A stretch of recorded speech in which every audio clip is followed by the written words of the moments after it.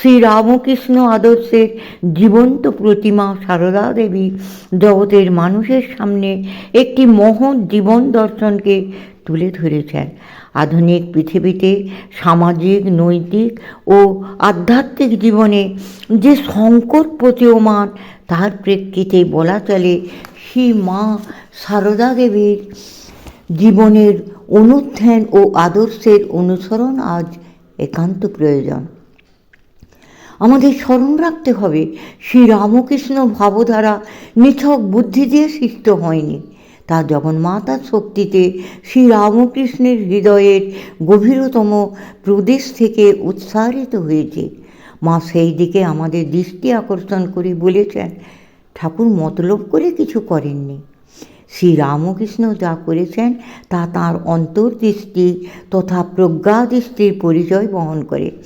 শ্রীরামকৃষ্ণ অকপট হওয়ার পর জ্ঞানদায়িনী মা শ্রীরামকৃষ্ণের মূল ভাবাদর্শকে জগতের সামনে মেলে ধরেছিলেন। মা আমজাদকে জিজ্ঞাসা করলেন, অনেক দিন ভাবছিলুম তুমি আসনি কেন, কোথায় ছিলে?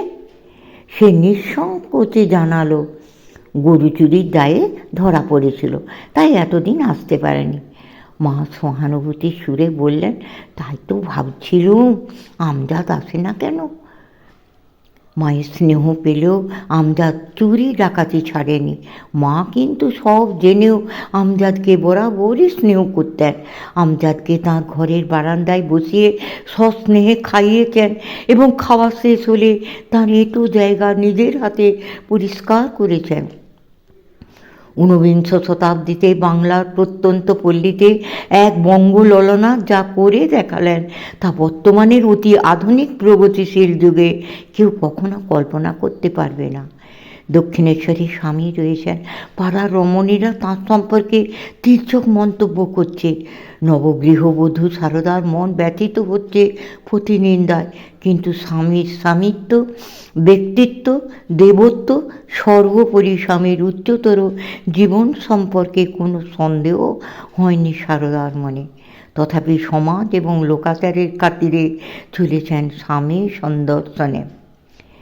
তেলোভোলা ভেলোর মাঠ সাক্ষী রইল সেই আধ্যাত্মিক যাত্রাপথের।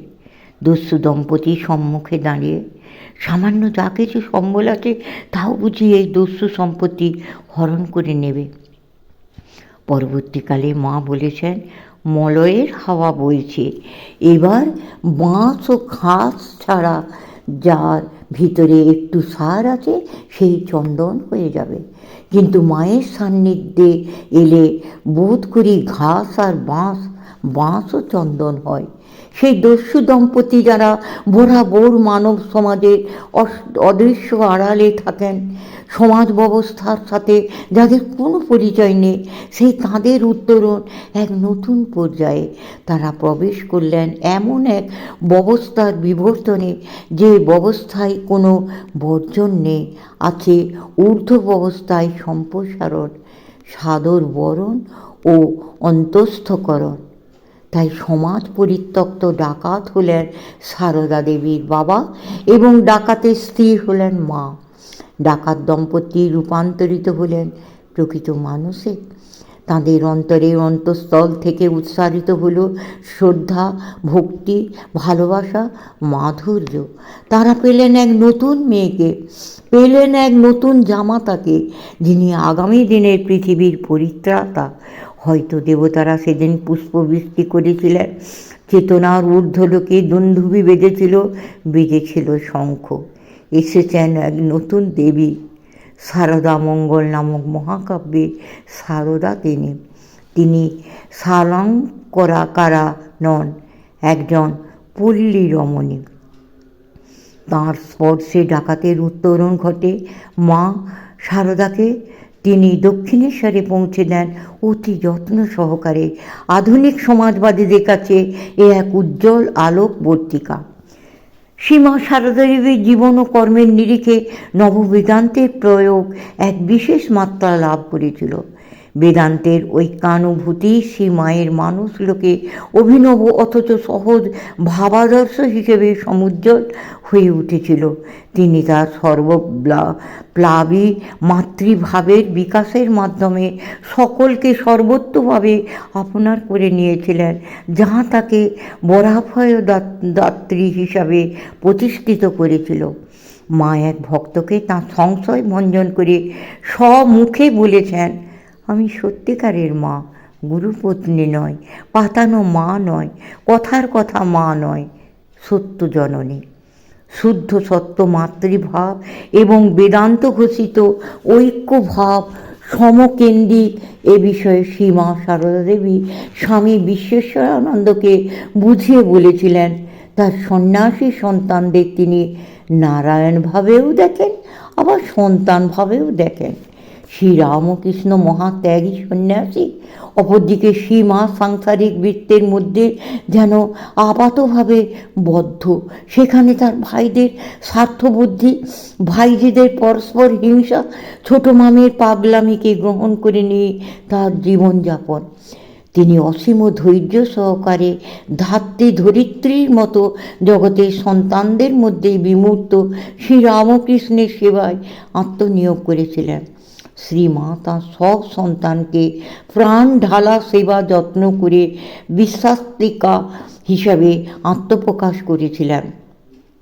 বিশ্বাস্তিকায় বরদাত্রী হিসাবে জীবকুলকে রক্ষা করে চলেছিলেন।